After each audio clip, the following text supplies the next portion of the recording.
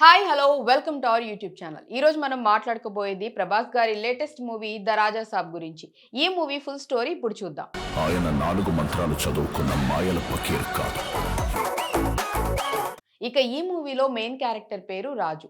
ఇతను ఒక రాయల్ ఫ్యామిలీకి చెందిన గ్రాండ్ సన్. ఇతని అమ్మమ్మ గంగమ్మ గారికి అల్జైమర్స్ ఉంది. ఆమె చాలా మర్చిపోతుంది. కానీ తన భర్త అయిన పేకమేడల కనకరాజు గురించి మాత్రం ఎప్పుడూ గుర్తుంచుకుంటుంది.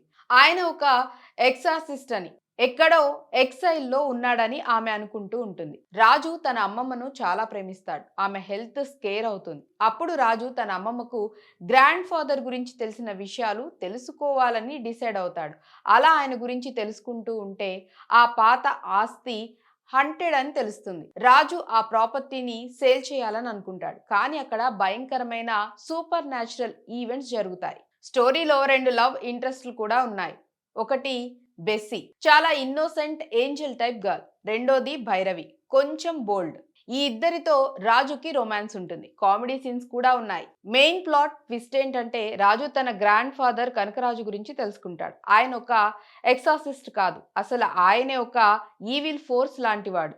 గ్రీడ్ వల్ల పవర్ కోసం చాలా చెడు పనులు చేశాడు. హిప్నటిజం, మైండ్ కంట్రోల్ లాంటి విషయాలు ఉపయోగించి ఆస్తి పవర్ కోసం మనిషిని కంట్రోల్ చేసేలా చేశాడు.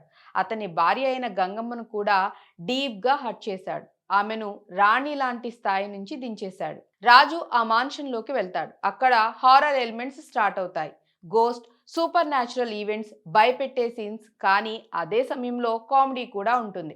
ప్రభాస్ కామెడీ టైమింగ్ బాగుంటుందని చాలా మంది అన్నారు. క్లైమాక్స్ లో రాజు తన గ్రాండ్ ఫాదర్ కనకరాజుతో ఫైట్ చేస్తాడు.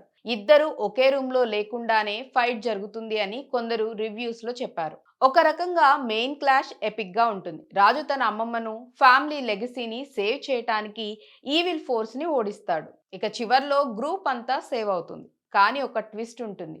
షాడోలో ఒక జోకర్ లాంటి ఫిగర్ కనిపిస్తాడు. అది రాజాసాబ్ లాంటి వాడే.